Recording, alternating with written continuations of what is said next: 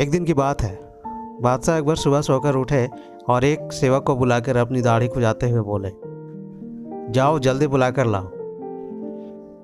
अकबर की बात सेवक के पल्ले नहीं पड़ी, किंतु उसमें इतना साहस नहीं था कि पलटकर अकबर से पूछ ले कि वे चाहते क्या है, आखिर किसे बुलाकर लाना है। वह जी हजूर कहकर कक्ष से बाहर चला गया।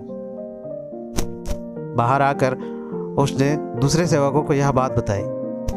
वे भी उलझन में पड़ गए।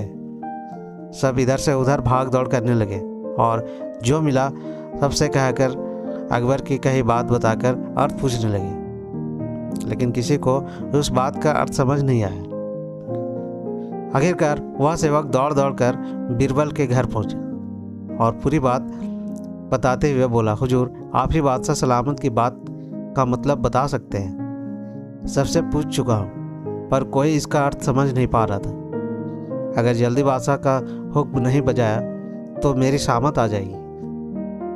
बीरबल ने कुछ देर विचार किया, फिर सेवक से पूछा, अच्छा ये बताओ, जब जहाँपनाह ने तुम्हें यह हुक्म दिया तब वे क्या कर रहे थे?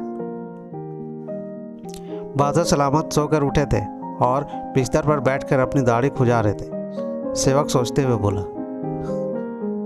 बीरबल को पूरी बात समझते देर नहीं लगी और वे बोला, हज्जाम को लेकर फौरन बादशाह सलामत के पास पहुंचो। सेवक ने वैसा ही किया और हज्जाम को लेकर अकबर के सामने हाजिर हो गया। अकबर हज्जाम को देखकर सोच में पड़ गए। मैंने तो सेवक को बताया ही नहीं था कि किसे बुलाना है, फिर ये हज्जाम को लेकर कैसे आ गया? उन्होंने सेवक से पूछा, सच सच बताओ, किसके कहने पर तुम हज्जाम को लेकर आए हो? घबराए हुए सेवक ने बीरबल का नाम लिया और बोला कि बीरबल के सुझाव पर ही वह हज्जाम को लेकर हाजिर हुआ है।